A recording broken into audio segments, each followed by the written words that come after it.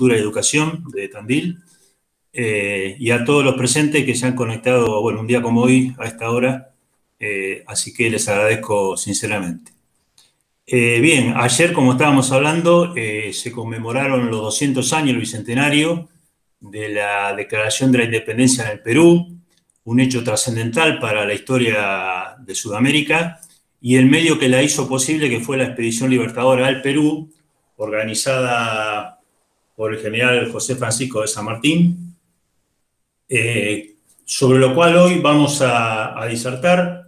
El tema es tan vasto y abarca tantas temáticas que yo voy a limitar la exposición a una serie de ítems que lo voy a ir desarrollando, y paralelamente voy a ir leyendo algunas fuentes históricas para tener un sentido más real de lo que verdaderamente pasó, dado la multiplicidad que hay de protagonistas, ¿no?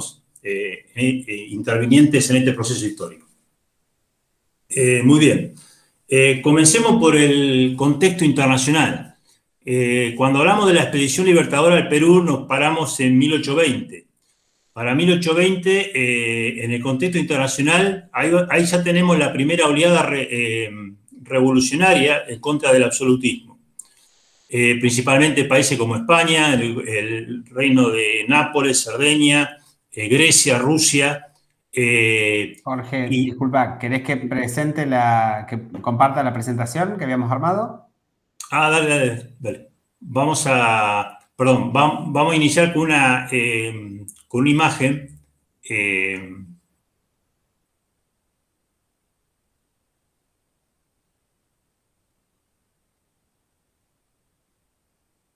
Ahí está. Bueno, esa es, como ustedes ven ahí, es un mapa de la Guerra de la Independencia, como para ubicarnos geográficamente, las dos corrientes libertadoras, tanto la del norte y la del sur. La del sur la representada por San Martín y la del norte por Bolívar. Bien, como iba diciendo, bueno, en 1820 hay una oleada revolucionaria en contra del absolutismo. Recordemos que Fernando VII, rey de España, había estado en cautiverio hasta 1814. En 1814 vuelve al trono, y tras lo acordado en el Congreso de Viena, se decide reinstalar otra vez el absolutismo y legitimar las monarquías absolutas.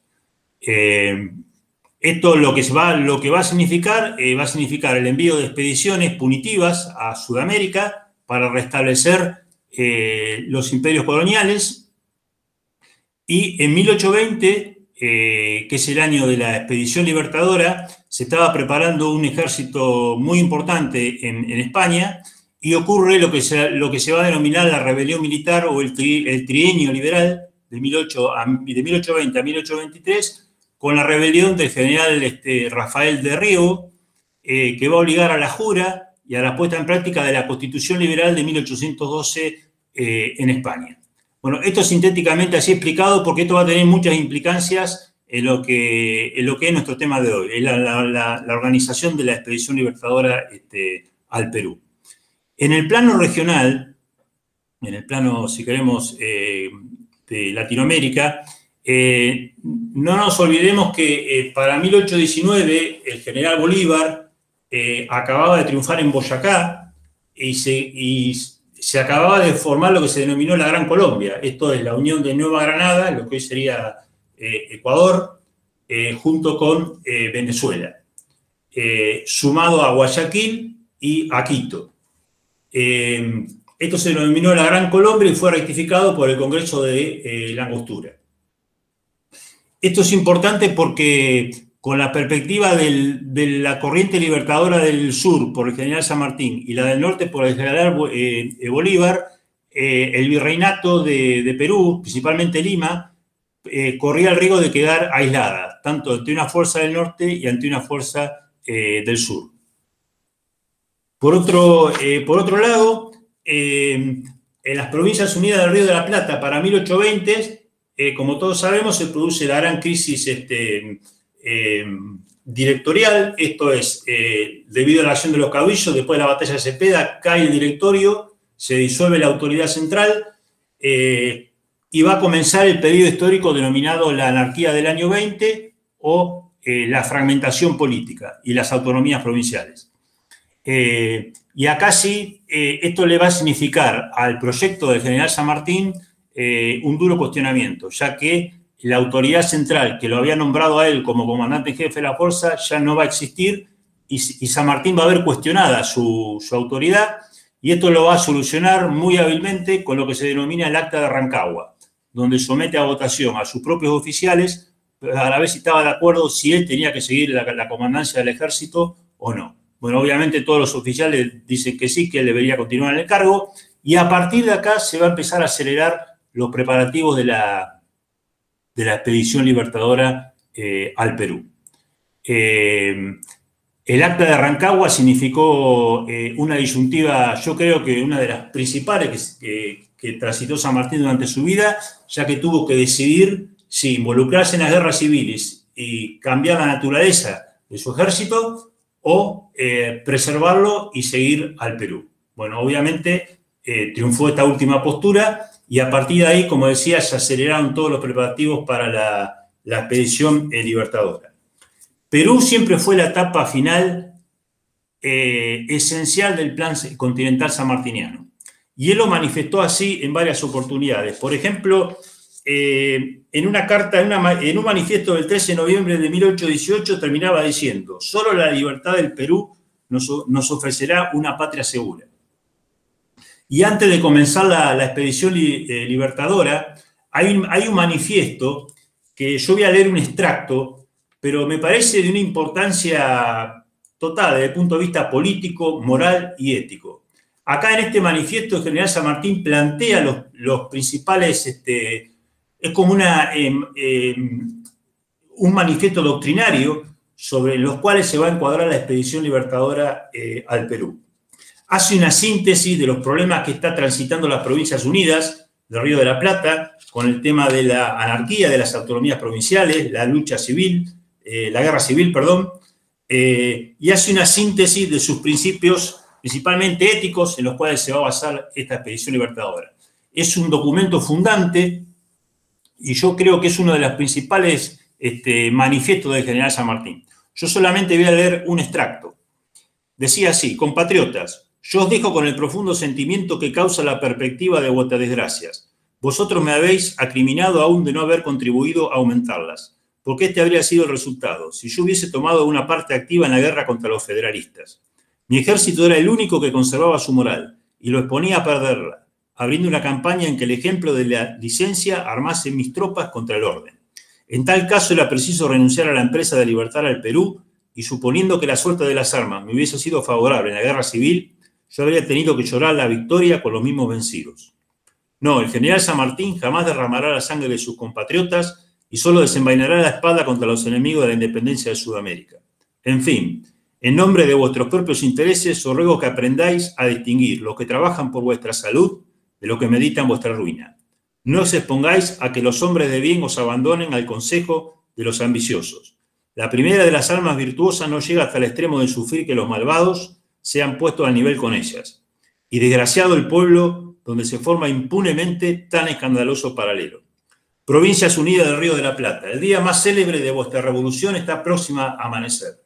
Voy a dar la última respuesta a mis calumniadores. Yo no puedo menos que comprometer mi existencia y mi honor por la causa de mi país. Y sea cual fuere mi suerte en la campaña del Perú, probaré que desde que volví a mi patria, su independencia ha sido el único pensamiento que me ha ocupado y que no he tenido más ambición que la de merecer el odio de los ingratos y el aprecio de los hombres virtuosos. Bueno, esto me parece fundamental. Acá deja sentado San Martín como un testamento político lo imprescindible que era el Perú como etapa principal de su periplo libertador.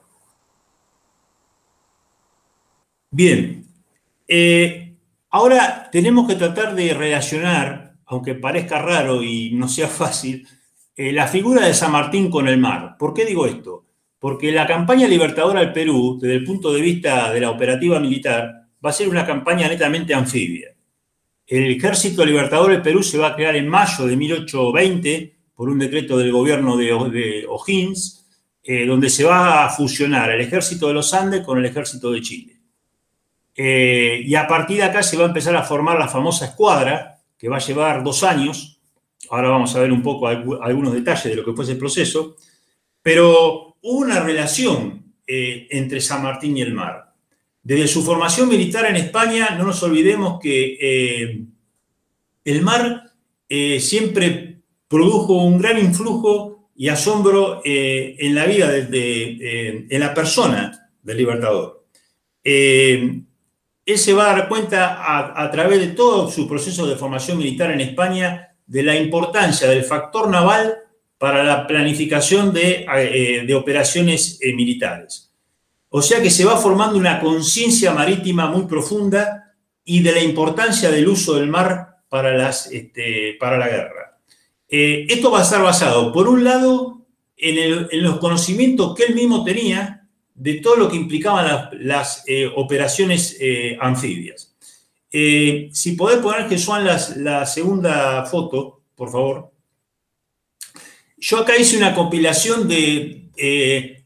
recordemos que San Martín fue un caso único, ¿no?, en la historia militar, porque un general que se trasladaba con su librería, como él la llamaba, 800 volúmenes, y dentro de esa librería, acá podemos ver algunos títulos de los libros que tienen que ver con el mar.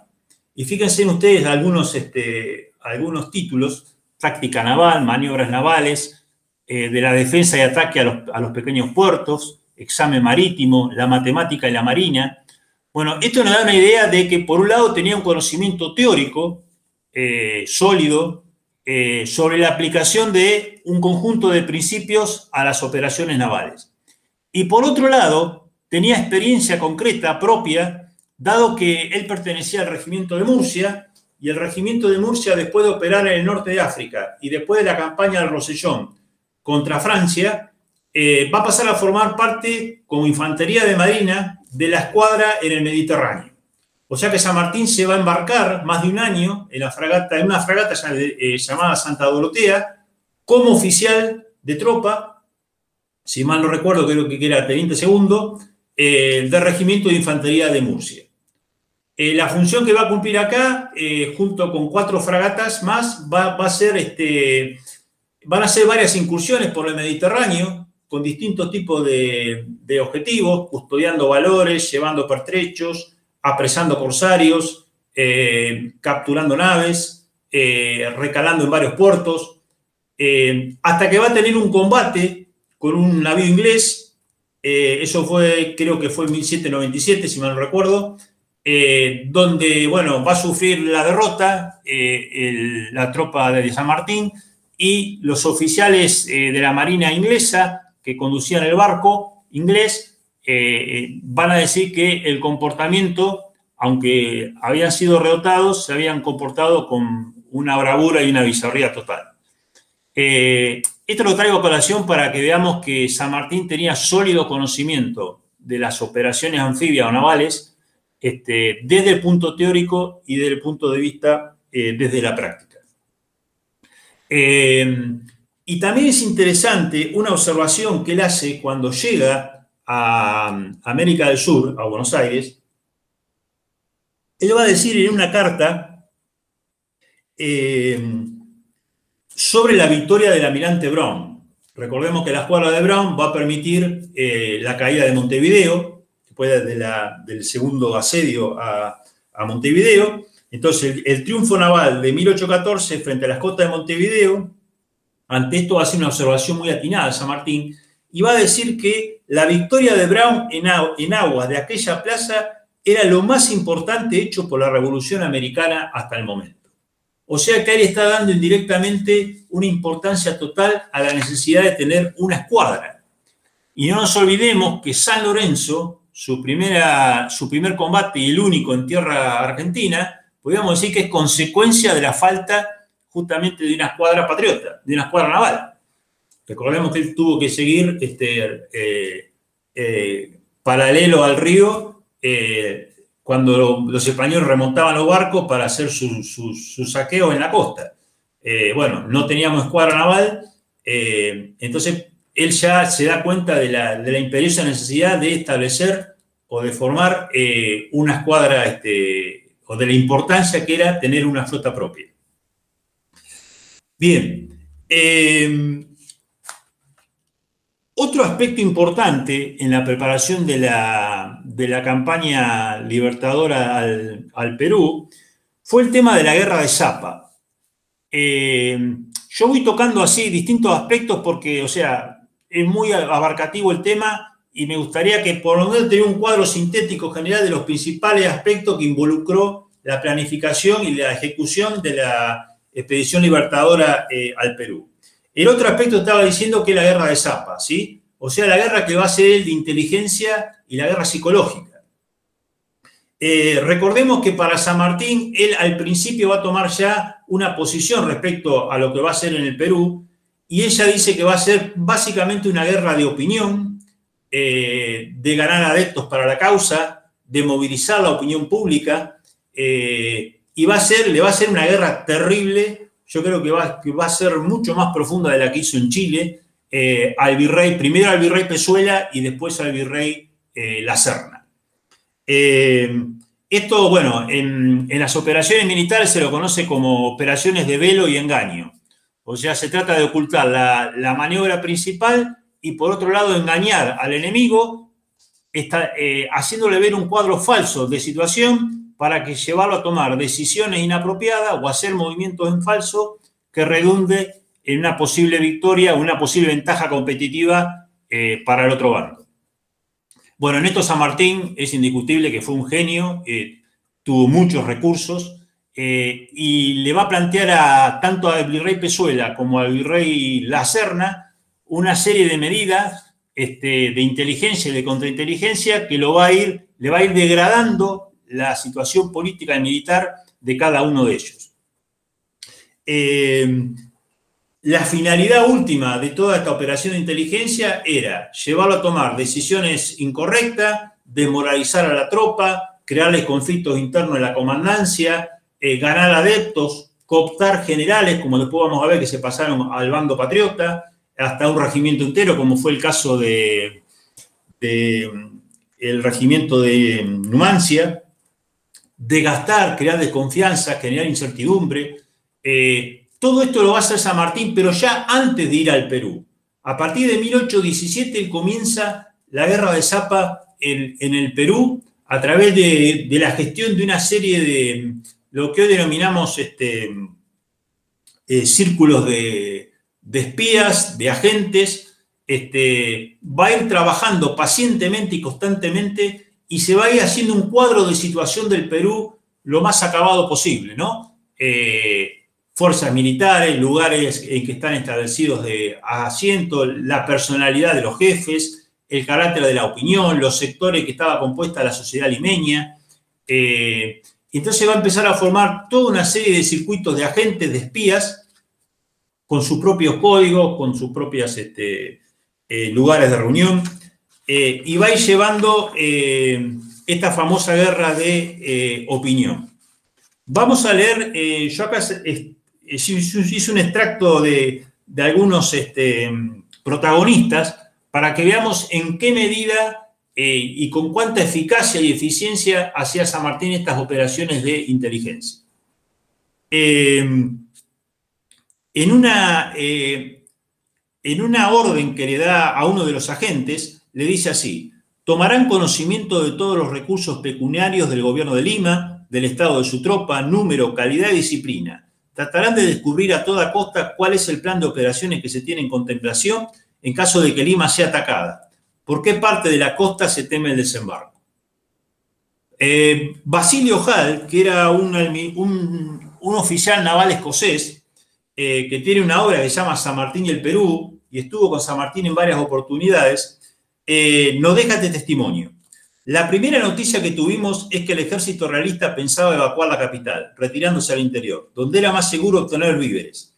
La verdad probablemente era que los principios revolucionarios propagados por San Martín desde mucho antes habían echado tan profundas raíces en Lima y el país circunvecino que el virrey se sentía inseguro. Otro testimonio es del coronel Roca, que era un oficial de la división de Arenales, que después va a ser la primera incursión sobre la sierra del Perú, que decía así: mucho había llamado la atención de todos nosotros el grado de desarrollo en que encontramos el espíritu revolucionario en aquellos pueblos. enigma que al principio no supimos explicarnos, pero que a poco andar descubrimos el origen. En lo principal había sido obra del general San Martín. Y por último, otro extracto, el 8 de diciembre de 1820, San Martín le escribe a O'Higgins: todo va bien y cada día se asegura más la libertad del Perú. Yo me voy con pies de plomo sin querer comprometer una acción general, pues mi plan es bloquear a Pezuela. Él pierde cada día la moral de su ejército, se mina sin cesar, su deserción crece y yo aumento mis fuerzas progresivamente. La insurrección corre por todas partes, como el rayo, y estoy esperando la de Trujillo, con cuyo gobernador, el marqués de Torre Tagle, estoy de acuerdo. En fin, con paciencia y sin precipitarse, todo el Perú será libre en breve tiempo. Bueno, esto, algunos extractos, obviamente que es mucho más vasto este tema, pero simplemente para ver la eficacia con la cual San Martín le hacía esta guerra de inteligencia que lo fue afectando cada vez más tanto al virrey Pezuela como al virrey La Serna en la conducción no solo en la conducción de las operaciones militares, sino también en la conducción política. Bien, otra cuestión que tuvo que tomar en cuenta San Martín para planificar esta expedición fue, digamos, lo que se denomina, bueno, en la jerga militar se denomina ambiente operacional, pero en la jerga de las ciencias sociales podemos hablar de entorno o de la sociedad colonial o del sistema político. Recordemos que el Perú era un virreinato estatamental, o sea, con muchos estamentos, muy jerárquico, diferenciado.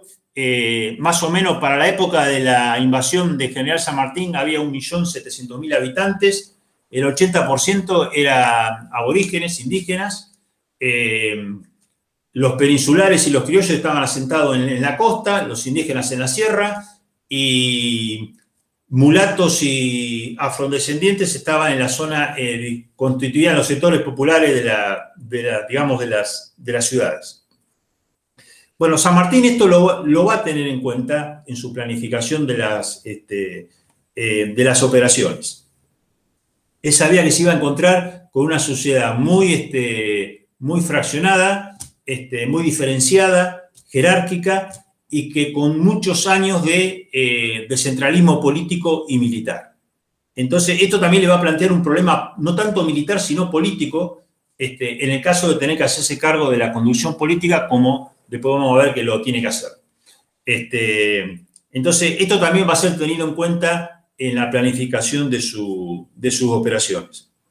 El problema para San Martín era que los miembros de la élite peruana, recordemos que había una élite aristocrática, conservadora, reaccionaria, pero que también había sectores de criollos que las expectativas o el recuerdo de lo que fue la revuelta de Tupac Amaru y la posibilidad de que haya un levantamiento masivo de aborígenes y de otros sectores, le traía, ahí cerraban fila tanto los criollos como los peninsulares en contra de esta población. Y también sabía San Martín que el Perú estaba dominado por distintas oligarquías. Esto fue un dato clave para después lo que va a ser su estrategia política, ¿no? Esto de querer instalar una monarquía constitucional en el Perú, para lo cual para él era la única solución posible. Otro tema importante en la preparación de esta expedición fue el aspecto logístico.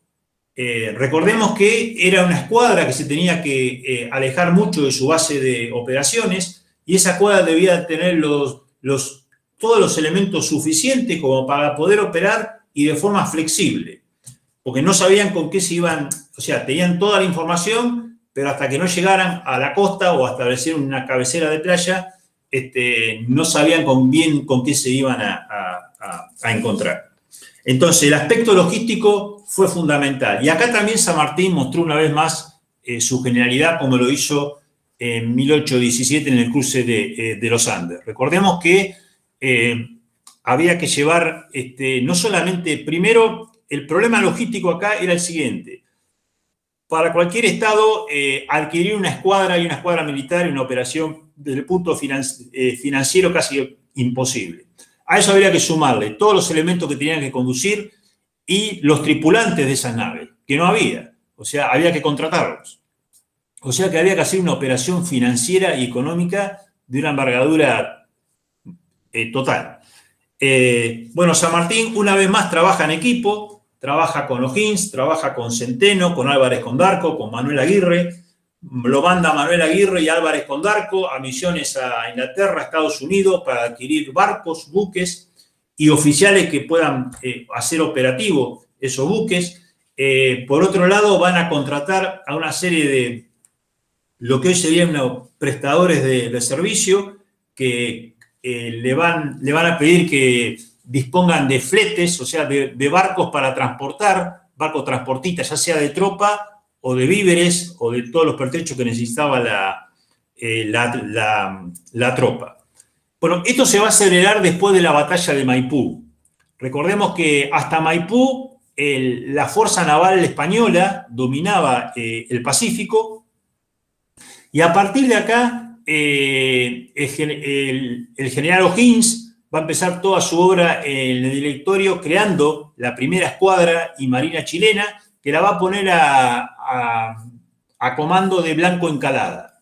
Blanco Encalada va a hacer una serie de operaciones, se van a empezar a capturar buques, lo que se denominaba presas, o sea que entre 1818 y 1820 prácticamente va a estar la escuadra formada.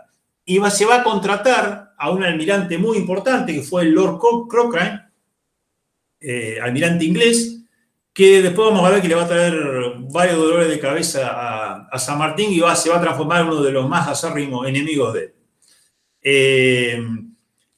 Para 1820, como dije recién, después de utilizar un montón de recursos como colectas, recaudaciones forzosas, impuestos extraordinarios, empréstitos, multas, se va a lograr adquirir 6 naves más las capturadas, y lo que ya tenía como la base de lo que fue la primera Marina chilena, se va a formar definitivamente la Escuadra Libertadora.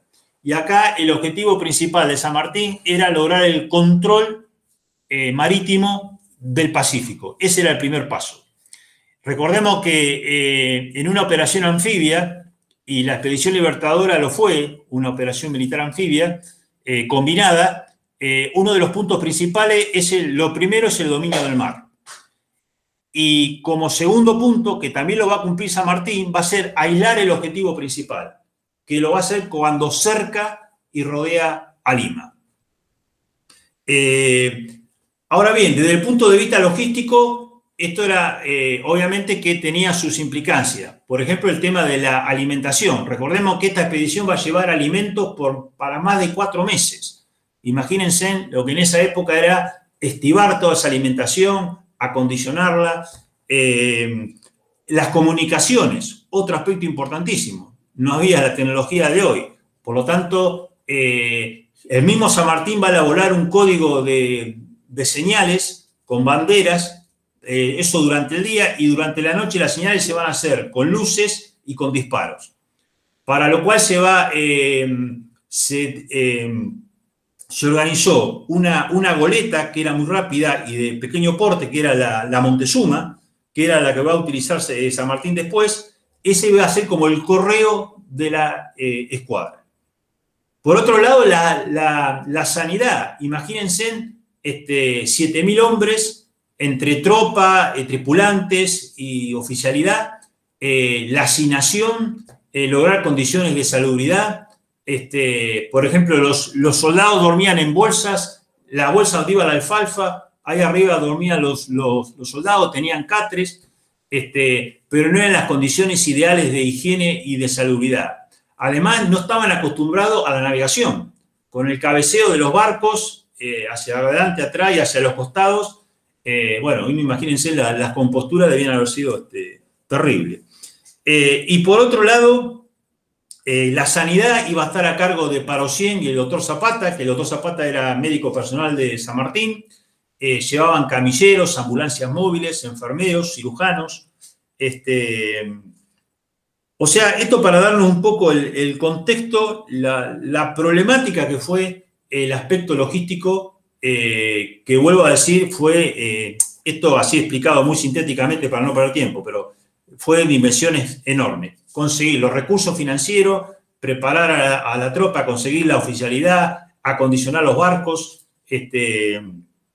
fue una labor inmensa.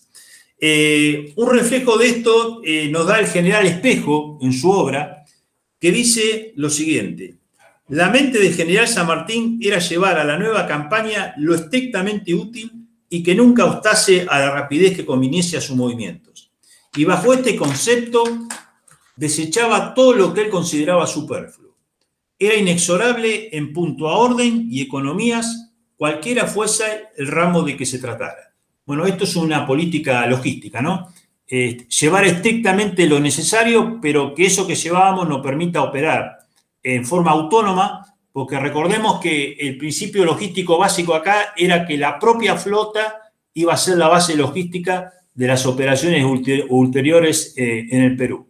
Algo similar a lo que pasó en Malvinas. O sea, si la aviación argentina hubiese destrozado o destruido, por decirlo así, a los portaaviones, bueno, la flota inglesa, el poder militar inglés quedaba totalmente fuera de foco. O sea, el centro de gravedad eran los portaaviones. Y acá es algo parecido, salvando la distancia y las capacidades tecnológicas. O sea que la flota misma iba a ser la base principal logística hasta que se pudiera utilizar recursos locales. Pero por lo tanto había que autoabastecerse, había que ser lo suficientemente autónomo desde el punto de vista operativo. Bien, Jesús, no sé si me podés poner la próxima foto, por favor. Bueno, esta es la bandera que presidió a la expedición libertadora, con las 3 estrellas de los 3 países, y la bandera chilena, porque Chile fue el organizador principal de la expedición libertadora y el que sufragó la mayoría de los gastos. Recordemos que en 1819 se hace un acuerdo entre las Provincias Unidas de La Plata y Chile para financiar en forma equitativa y por mitades a la expedición en Perú, tanto en hombres como en dinero. Bueno, la caída del directorio, más todos los problemas políticos que tenían las Provincias Unidas del Río de la Plata, y lo extenuado que habían quedado las arcas en Buenos Aires con la campaña libertadora Chile de San Martín, hizo prácticamente imposible rescatar el empréstito que había pedido San Martín de 500.000 pesos, solamente fueron 300.000, y el resto lo puso Chile. Por lo tanto, y San Martín, después del acta de Rancagua, va a ser oficial del ejército libertador. Por lo tanto, la bandera va a acordar él hacerla con la bandera chilena, con las 3 estrellas. La siguiente, Jesús, por favor.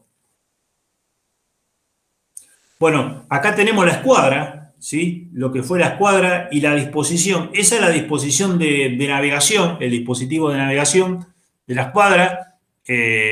Acá en San Martín, al último iba el general San Martín, y acá adelante iba Lord Cochrane, que era el jefe de la escuadra. Ahí podemos ver los transportes, los buques de transportes, los buques de guerras y las lanchas cañoneras cerrando atrás.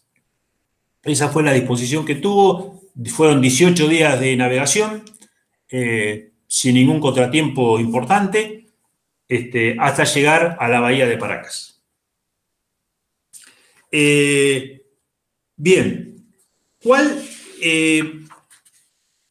otro aspecto importante era el objetivo político estratégico. O sea, acá el objetivo político estratégico era, bueno, como ya sabemos, la liberación, la independencia, la constitución de un nuevo Estado, y el objetivo operativo militar era la destrucción de las fuerzas españolas en el virreinato del Perú, o el aniquilamiento. Bien, ¿cuál fue la situación militar que tuvo tanto Pezuela como la Serna? Entonces recordemos que producto de la guerra de inteligencia, esta guerra de Zapa que les hizo San Martín, más la situación política en España, esto fue mellando, fue desgastando la conducción política y militar tanto de Pezuela como de la Serna. La guerra de Zapa de San Martín lo obligó a Pezuela a dividir sus fuerzas principales y agruparlas en 4 destacamentos: en Arequipa, en Lima, en el Alto Perú, en Guayaquil y en Trujillo. Y al tener la escuadra libertadora el dominio del Pacífico, tanto Pezuela como La Serna se vieron obligados a perder la iniciativa estratégica y tuvieron que subordinarse a lo que hacía San Martín. Por lo tanto, lo único que tenían era reaccionar para contraponer alguna medida de las que ya tomaba San Martín. O sea, perdieron totalmente la iniciativa. O sea, se tenía que limitar a contrarrestar los golpes que le propiciaba San Martín, yendo hacia un lado o yendo hacia el otro. Y de esta forma se iban desgastando las fuerzas, iba originando todo un clima muy particular en la comandancia de esas fuerzas, conflictos internos, como vamos a ver, como fue el motín de Anapuquio. Bien, otro aspecto importante a tener en cuenta en la preparación de la expedición libertadora fue nada más y nada menos que el tema estratégico. Acá San Martín va a poner en práctica, bueno, lo que más o menos estamos al tanto de esto, o que habremos leído en algún momento, el Tratado de Estrategia de Sun Tzu, o otro pensador estratégico del siglo XX que fue Hull, que decía que la forma más idónea y más correcta del acercamiento estratégico a un objetivo es el alcance, la aproximación indirecta, ¿sí? ¿Esto qué es? No ir al choque directo con el enemigo, desgastarlo lo más que se pueda antes de pasar a la ofensiva, y si es posible de lograr el objetivo sin tener ningún contacto directo con el enemigo. Bueno, San Martín esto lo va a llevar a cabo. Recordemos que el cruce de los Andes y la reconquista de Chile fue una operación totalmente, una aproximación estratégica al objetivo de forma indirecta. San Martín va a tomar el camino más largo y más difícil por los Patos, y lo mismo va a hacer acá. Se va a acercar desde el punto de vista indirecto y va a hacer caer la capital, Lima, utilizando esta estrategia, o sea, el acercamiento indirecto. O sea que en este sentido fue un precursor en la historia militar. Y como dijo alguien, dice, no existen muchos casos en la historia militar en que un conductor se haya lanzado a una empresa de tamaña magnitud con un ejército 5 veces menor que el de su adversario y en menos de un año.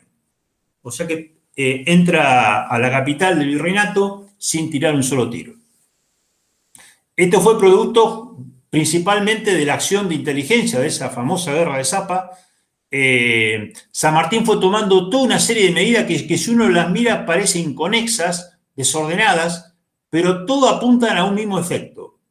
Cercar el Callao, cercar Lima, bloquear el Callao, insurreccionar la sierra, no dejar pasar víveres, ir ganando adeptos para la causa, crear conflictos internos en la comandancia del bando contrario. Bueno, todo eso fueron medidas que fue tomando San Martín, que fueron sumando hacia un único objetivo, que era desgastar e imposibilitar al virrey del Perú la conducción militar y la conducción política. Entonces, esto se conoce como la estrategia de acercarse en forma indirecta, impidiendo el ingreso de víveres, la guerra de Zapa, sembrar la desconfianza, el conflicto con el comando enemigo, desmoralizarlo, esquivar y amagar. Esto lo va a hacer magistralmente San Martín cuando se pone frente al Callao o frente a Lima, o cuando va al puerto de Huacho, donde está como queriendo desembarcar acá y corta y va un poco más al norte y al final termina estableciéndose en Huaura. Esto lo va a hacer magistralmente y lo va a desorientar al comando español. Por lo tanto, los dos virreyes van a tener un fuerte desprestigio en la conducción, primeramente Pezuela, que va a ser removido después del motín de Anapuquio por el virrey La Serna. Otro aspecto importante, y de que este año también se cumple el bicentenario, va a ser el rol que tuvo Güemes en el plan continental. San Martín era consciente, le tenía un respeto total a la figura tanto militar como política de Martín Miguel de Güemes. No nos olvidemos que, además de la defensa de la frontera norte, San Martín le había asignado un rol protagónico en la campaña al Perú al general Güemes. En junio de 1820, él lo va a nombrar general en jefe del Ejército de Observación sobre el Perú. Y vamos a leer una fuente sobre dicho nombramiento, en la cual decía San Martín: usted es el general en jefe del Ejército de Observación por su conocimiento distinguido, sus servicios notorios, la localidad de su provincia y voluntaria aclamación de los jefes y tropas del Ejército Auxiliar del Perú. A usted, pues, corresponde desempeñar con la dignidad las delicadas funciones de esta superior calificación militar. El héroe de los Andes necesitaba, para el éxito de su desembarco, disminuir la presión del enemigo en la zona y debilitados. ¿Esto qué quiere decir? Que Güemes tenía, por un lado, que llegar al Alto Perú, triunfar en el Alto Perú, descomprimir la presión. Esto quiere decir, había sentada tropa española y cuidarle las espaldas a Martín y no permitir la comunicación desde el sur hacia la capital de Lima. Y posteriormente dirigirse a Lima para tomar en forma de pinza San Martín por el océano, por el Pacífico, y la fuerza que tenía que ir por tierra hacia Lima. Tomarlo así como un envolvimiento entre pinzas. Esa era la función específica que tenía. Güemes, consciente de la misión que tenía en el plan continental sanmartiniano, el 5 de septiembre se dirige al gobierno de Buenos Aires de esta forma: el deseo de corresponder a la confianza que he merecido al digno héroe de los Andes en mi nombramiento de general del Ejército Observador tiene agitado mi espíritu en tal manera que no descanso para prestar cuanto más breve la expedición que me han cargado. Bueno, acá estamos viendo lo que había dicho San Martín en su carta. Lamentablemente, como todos sabemos, la muerte temprana de Güemes hizo imposible el plan que ya estaba convenido y alargó. No solamente la desaparición de Güemes fue importantísima, porque no solo alargó la guerra en el Perú, sino también que geopolíticamente las Provincias Unidas, debido a eso, van a perder el Alto Perú, lo que hoy es Bolivia. No nos olvidemos que después de Güemes, San Martín va a intentar, va a mandar una misión al coronel Gutiérrez de la Fuente. En esa época gobernaba acá Martín Rodríguez, estaba Rivadavia como su principal ministro con sus famosas reformas rivadavianas, y bueno, obviamente va a ser boicoteado. Recordemos que Rivadavia fue uno de los enemigos principales que tuvo el Libertador. Por otro, estuvo cerca de ir el general Bustos de Córdoba, que fue la única provincia que mandó recursos para la campaña, pero ya comenzaba la guerra civil, la guerra entre Tucumán y Santiago del Estero. Va a involucrar también a Güemes, que va a tener que dejar la comandancia, va a tener que bajar, se va a involucrar en esta guerra, y solamente va a quedar el coronel Lanza, pero que tampoco va a llegar a mucho, y por lo tanto el Alto Perú se va a perder definitivamente.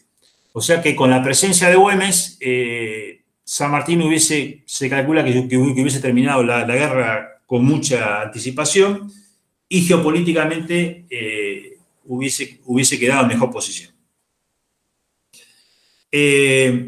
Después de este acuerdo entre la élite salteña y las tropas españolas en contra de Güemes, San Martín va a decir, la élite salteña va a firmar un armisticio con el general Olañeta, y con respecto al mismo se va a referir el general San Martín, y va a decir así: el indigno armisticio firmado con el enemigo ha hecho que todas las fuerzas caigan sobre mí, y esto no puede permitirse, por lo que suplica a usted encarecidamente escriba sin perder momento a los gobiernos de Tucumán, Salta y demás, como igualmente al Congreso que se ha formado en Córdoba, a fin de que reuniéndose hagan una distracción a los enemigos que en el día no tienen fuerzas ninguna en el Alto Perú. Ruega a usted que tenga este punto interesante en mucha consideración. Bueno, acá veamos lo que fue las consecuencias, ¿no?, de lo que fue la ausencia de Güemes. Se le va la conducción militar al general San Martín, se le empieza a complicar porque él va él va a iniciar una nueva campaña que se va a llamar Aportos Intermedios, que después va a fracasar. Chile no puede dar más de lo que dio. Las provincias de Unidad de La Plata boicotean su proyecto, más otros problemas que vamos viviendo, eso lo va a llevar a tener que buscar ayuda en lo que le puedo hacer la entrevista de Guayaquil con el general Bolívar. Bien, ¿cómo fue la ejecución? Así sintéticamente para no prolongarlo más de esta expedición. Bueno, la podemos dividir en dos etapas. La primera fue desde septiembre, en que llegan a Paracas, hasta enero de 1821. Esa fue una primera etapa. En esa primera etapa, después del desembarco en la bahía de Paracas, el ejército toma Pisco, ahí establece San Martín su cuartel general, y el 21 de octubre de 1820 se va a crear la primera bandera del Perú independiente, con el carácter de provisoria. Esto también formaba parte de esa guerra de opinión, el aspecto simbólico que tuvo este hecho. Se va a producir la defección del batallón Numancia, también debido a esta guerra de inteligencia que venía haciendo los agentes de General San Martín. Van a pasar más o menos unas 650 hombres de tropa al bando patriota. Recordemos que el batallón Numancia estaba formado por neogranadinos, colombianos, venezolanos y muchos jefes americanos. ¿Cuál fue el objetivo de tomar Pisco del general San Martín? Bueno, básicamente aprovisionamiento, propaganda política, reclutamiento y lanzamiento de la campaña a la sierra. Acá se va a lanzar la primera, lo que se conoce históricamente como la primera campaña o incursión a la sierra del general Arenales, que fue otro eximio táctico y estratega, una velocidad inusitada, va dando pequeños combates, triunfando, va a insurreccionar toda la sierra, va a ir cortando las comunicaciones con Lima. Recordemos que los principales abastecimientos estaban en la región de la sierra, hasta que se produce el combate principal de Pasco, donde triunfa, y ahí ya va a entrar, va a dejar abiertas las comunicaciones. Ya San Martín había pasado a Huacho, y de Huacho había establecido el cuartel general en Huaura, que queda más al norte, y se pone en contacto con Arenales. Por favor, Jesús, ¿me podés poner la próxima diapositiva? Bueno, esto es así estaba compuesto esto es un detalle sintético de cómo estaba compuesto la escuadra libertadora al Perú, los batallones, el Estado Mayor. La siguiente, por favor, Jesús. Acá está el tema en naval, ahí están los navíos de guerra, y el total de la fuerza, que en total de la gente eran 7.138 personas. Las goletas, los bergantines, y la flota de transporte, que eran 16, y los buques de guerra. La siguiente, por favor. Bueno, esta era la primera bandera del Perú, que se decreta en el cuartel, como dice ahí, la acuarela pintada, la primera bandera del Perú independiente. La próxima, Jesús.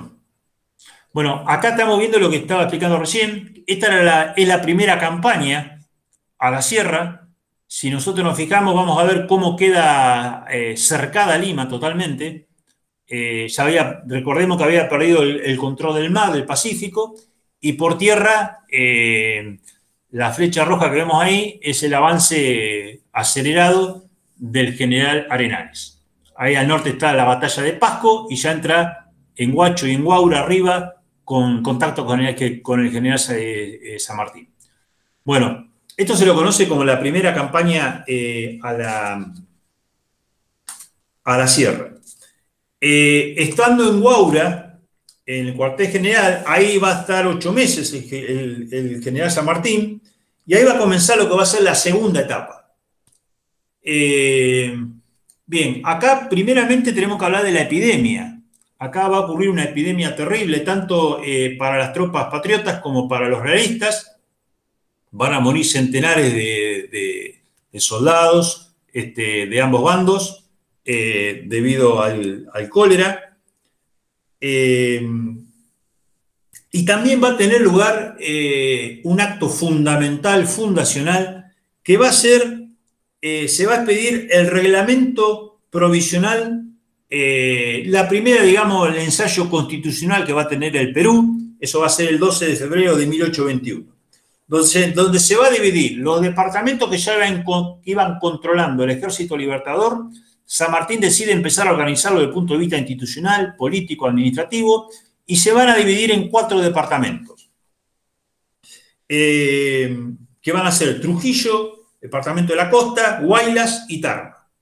Esos van a ser los 4 departamentos en que se va a dividir, digamos, el nuevo Perú independiente, y se le va a dar esta primera base constitucional, que va a ser el reglamento provisional, como bien dijo San Martín, hasta que se formara un congreso y dictaminara las instituciones básicas definitivas.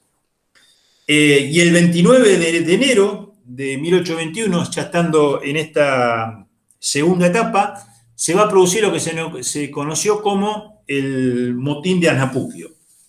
El desprestigio del virrey Pezuela era tal que va a llevar a un grupo de oficiales a deponerlo y tomar el poder. Va a ser instalado La Serna como virrey, como jefe de Estado Mayor va a ir el coronel Valdés y como comandante y jefe de la fuerza va a ir el general Cántera. Volviendo al tema del reglamento provisional, se trató nada más y nada menos del primer bosquejo de la Constitución Administrativa del Perú. En su carácter de libertador, San Martín quiso redactar una ley orgánica con la finalidad de dar forma política legal a la ocupación militar del país, preparando la conformación de un nuevo Estado que estaba por surgir. San Martín proclamó en Guaura, podés poner, Jesús, la siguiente. Ahí tenemos el balcón de Guaura, donde se dice que San Martín, el 27 de noviembre de 1820, flameando la primera bandera del Perú independiente, manifestó por primera vez la independencia desde ese balcón. Hoy en día es un museo muy lindo para ir a visitar, ahí en Guaura.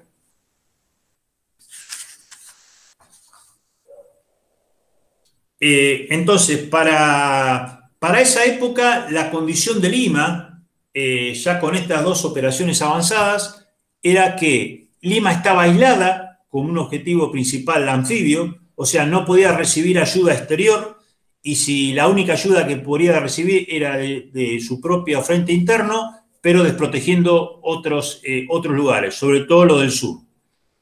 Y cada vez San Martín cercaba más a Lima, se empezaba a manifestarse la hambruna, los precios de los alimentos subían, había escasez, y esto lo va a llevar a que la misma clase, la élite limeña, presiona al virrey para llegar a un armisticio, un acuerdo con el general San Martín. Recordemos que hubo 2 conversaciones. Una fue a principio, ni bien llega San Martín, ni bien desembarca en la bahía de Paraca, fue la reunión de Miraflores entre el 24 de septiembre y el 1 de octubre de 1820, donde ambos virreyes, tanto el virrey como el general San Martín, mandan delegados, y va a ser como un primer ensayo, digamos, político que va a hacer San Martín, tanteando. Los 2 se van a estudiar como un partido de ajedrez, a ver hasta qué punto están decididos a negociar, qué expectativa uno tiene del otro. Pero obviamente no llegaron a ningún acuerdo. San Martín ya lo sabía, y eso a ambos les sirvió para ganar tiempo e ir reforzando sus fuerzas. Y posteriormente, ya cuando la situación era muy grave, estando San Martín en Guaura, va a haber otra segunda conferencia, que va a ser la conferencia en la hacienda de Punchauca, en el departamento, si mal no recuerdo hoy, de Caraballo, donde se van a entrevistar primero los delegados de San Martín, y el 2 de junio de 1821 se va a entrevistar personalmente San Martín y el virrey La Serna, que se conocían de España. Bueno, acá San Martín le va a proponer formar una regencia de 3 personas, siendo presidida por el propio virrey y 2 vocales. Y en el mientras tanto ir a España y negociar un príncipe Borbón para instalar una monarquía en el Perú. Aparentemente, por las fuentes que hay, fue bien recibida esa proposición, pero después se adujo que no tenían ni el poder plenipotenciario ni las potestades como para negociar semejante acuerdo. Incluso la misma oficialidad, alguna oficialidad estaba totalmente en desacuerdo. Recordemos que estaban divididos, estaban los militares liberales y los monarquistas, y que no tenían la capacidad ni la autorización para tomar semejante medida. San Martín se ofreció a acompañar personalmente al virrey a España. Recordemos que San Martín tenía un informante clave, que era su propio hermano, y él mismo conocía por su paso de España cómo era la política del gabinete de Madrid. O sea que estaba muy bien informado. Bueno, esta segunda propuesta tampoco llegó a ningún acuerdo, y por lo tanto San Martín va a apretar un poco más el cerco sobre Lima, y ahí donde el virrey La Serna se va a retirar de Lima un 6 de julio de 1821 y va a dejar como gobernante de la ciudad de Lima al marqués de Montemira. Este marqués lo va a llamar a San Martín para negociar, y bueno, y finalmente se va a dar el 12 de octubre, el 12 de julio de 1821, la entrada del general San Martín a Lima. Esta entrada no estuvo exenta de tensión, de situación altamente grave para el momento que se estaba viviendo. Recordemos que había hambre, había carestía de víveres, y las montoneras, las guerrillas estaban a un paso de Lima, y esto generaba muchísimo temor, sobre todo en las clases pudientes, en las élites. Y San Martín va a tomar la decisión de dejar pasar víveres, y finalmente va a entrar, va a dar la orden a las montoneras de retirarse, como garantía para calmar, descomprimir la situación, y en forma inmediata va a convocar a el Cabildo Abierto para ver si el pueblo estaba decidido a declarar la independencia del Perú. Bueno, el 15 de julio, recordemos que se redacta el Acta de la Independencia, que después se va a seguir ampliando. No tengo bien la cifra, pero creo que firmaron como 3.500 personas. Y fue un acto importantísimo, ¿no? El acta de declaración es el acto jurídico más importante del proceso de la independencia del Perú, dado que significa la expresión del derecho a la libre determinación de los pueblos a construir su nacionalidad. Posteriormente, el 28 de julio de 1821, se proclama la independencia, que celebramos ayer, bicentenario, en las 4 plazas principales de Lima. Y el 3 de agosto de 1821 va a tener lugar otro hecho trascendental, que se va a crear el Protectorado del Perú. Se emite un decreto por el cual San Martín asume el mando civil y militar bajo el título de Protector del Perú. Ahí tenemos el acta de la independencia, ¿sí? El acta original, una foto.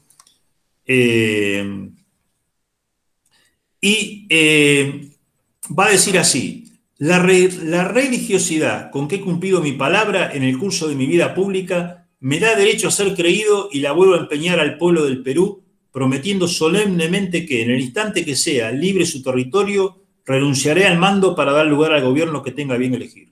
Cuando tenga la satisfacción de renunciar al mando y dar cuenta de mis acciones a los representantes del pueblo, estoy seguro que no descubrirán durante el periodo de mi administración ninguno de los rasgos de venalidad despotismo y corrupción. Bueno, acá nos da el general San Martín nuevamente una nueva lección de ética, ¿no? Porque si el modelo sanmartiniano básicamente es el factor militar subordinado al político y al factor ético. Y lo podemos ver en varias proclamas, en un sinnúmero de proclamas y manifestaciones, como por ejemplo la que da en Pisco. En Pisco le hace da una proclama a la tropa y así habla San Martín. Dice: Ejército Libertador, ya hemos llegado al lugar de nuestro destino y solo falta que el valor consume la obra de la constancia. Pero acordaos que vuestro gran deber es consolar a la América y que no venís a hacer conquista, sino a liberar a los pueblos que han gemido 300 años bajo este bárbaro derecho. Los peruanos son nuestros hermanos y amigos. Abrazadlos como a tales y respetad sus derechos, como respetasteis lo de los chilenos después de la batalla de Chacabuco. Bueno, yo quisiera terminar esta breve exposición con un poema de mi propia autoría que se llama La entrada a Lima. Ahí podemos ver en la foto justamente en el cuadro, ¿no? La entrada a Lima de San Martín y la proclamación de la independencia. Bien, y ya con esto termino. El poema dice así, se llama Entrada a Lima. El corcel parece intuir a su jinete, marcha a paso lento dentro de la densa bruma que hace más oscura la noche. Una hilera de faroles en la escuadra baliza su entrada. No tiene prisa de boatos, honores y despachos. No lo sigue la pompa, sino un ayudante, los dos vestidos con tal sencillez que se desdibujan en las sombras. Las cartas que mandó a quemar después de Maipú se le cruzan como un rayo, al ver las pulperías y tiendas cerradas. ¿Dónde están las supuestas hordas que me siguen de negros e indios? Aromas a chupe, pucheros y locros atizan una brisa criolla que parece ascender como guía sobre las sombras que fagocitan a las tenues luces mortecinas. 300 años de historia pueden caer con tan solo soplar sobre la ciudad de los reyes. Pero el general solo entrará ante una invitación, trayendo un solo mensaje en su pecho lacerado: libertad.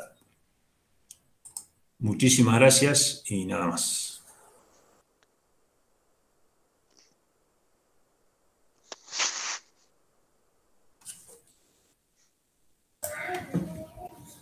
Jorge, bueno, muchas gracias. Muchas gracias. Y la verdad que imprevista la poesía, así que doblemente agradecido.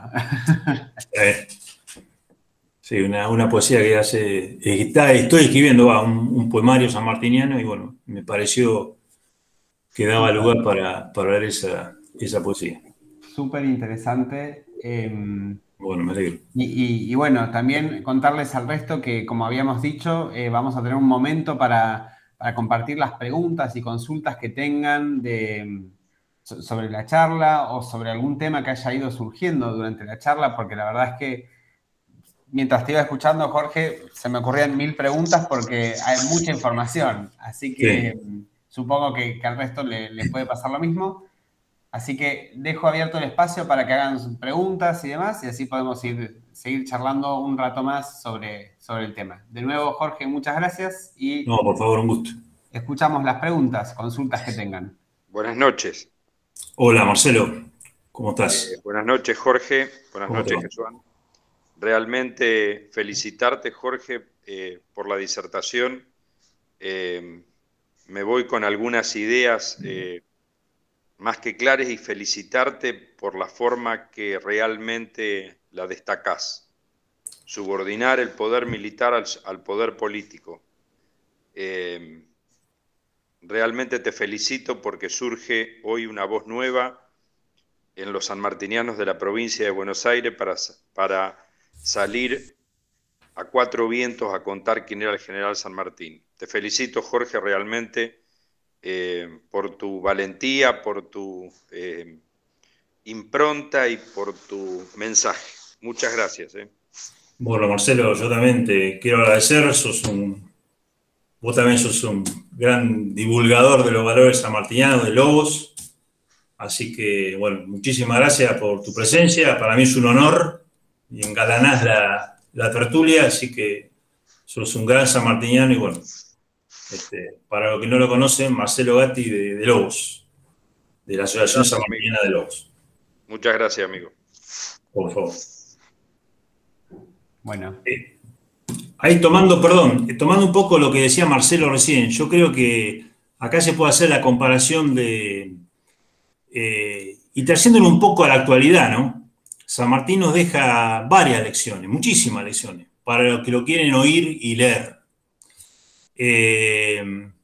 Si uno toma el poder, ¿no?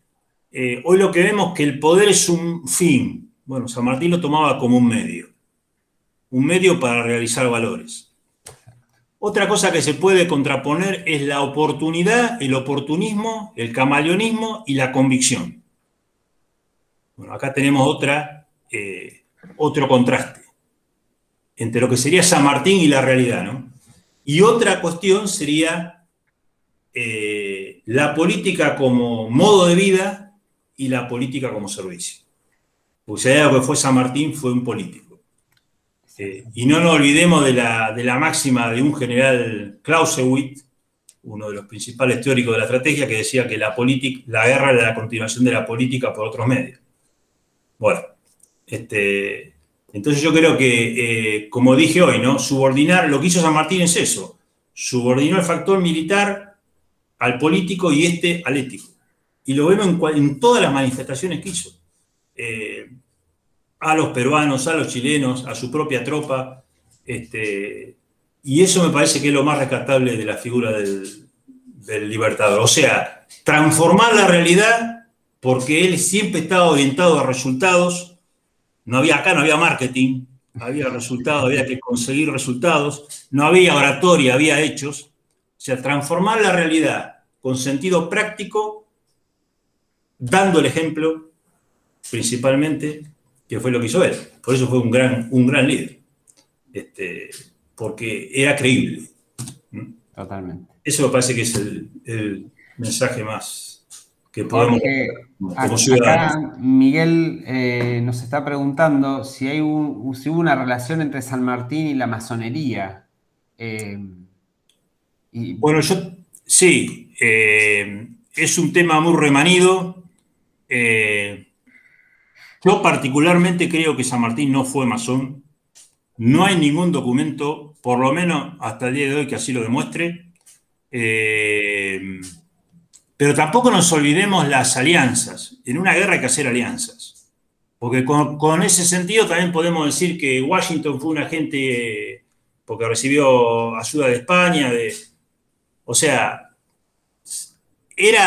San Martín era suficientemente inteligente como para llevar alianzas. Yo particularmente creo que no fue masón. Si utilizó las logias, la utilizó desde el punto de vista político. Eran logias operativas. Él mismo las creó en Mendoza, las va a crear en Chile, la Lautarina, la va a llevar al Perú. Hay una carta que él le manda, si mal no recuerdo, al general Miller, donde le dice que no es oportuno hablar los asuntos de las logias.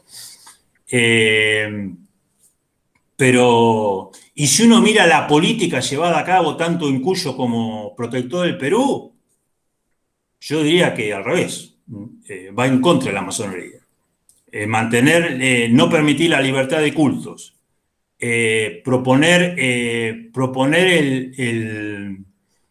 proteccionismo, como lo hizo en Perú, ser defensor de la tradición hispánica contra el modernismo.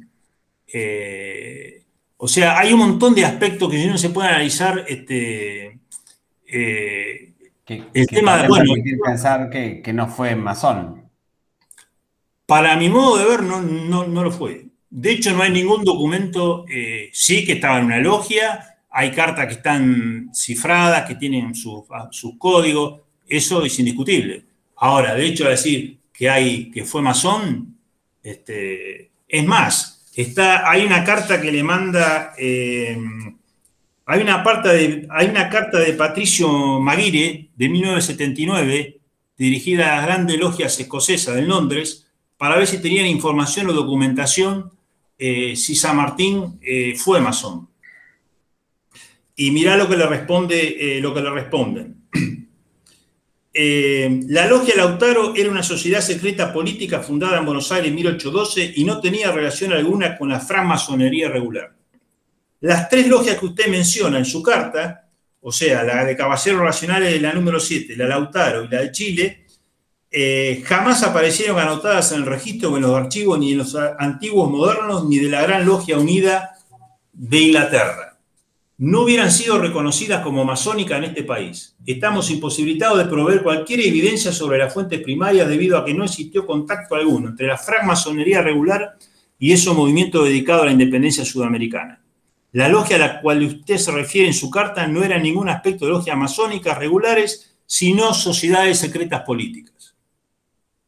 Cartas similares, el historiador argentino dirigió a la Gran Logia de Escocia y a la Gran Logia de Irlanda, con resultado negativo. No existe, por lo tanto, rastro de las grandes logias inglesas, escocesas e irlandesas que pudieran probar el masonismo de la logia Lautaro y de San Martín. Bueno, eso me parece categórico. Contundente. Pero, bueno, eso no quita que haya algunos enfoques historiográficos donde lo toman a San Martín como masón. Es más, hay un historiador argentino que dice que en la entrevista de Guayaquil fue un encuentro de dos masones, como el historiador Stephen Soler, un libro interesantísimo, San Martín y los conflictos con los liberales. Pero si uno mira la política llevada a cabo por él, por ejemplo, un valor cardinal en San Martín, que fue el americanismo, ¿no? La unión de la América del Sur. Uno se pregunta, ¿esto le convenía a Inglaterra? No.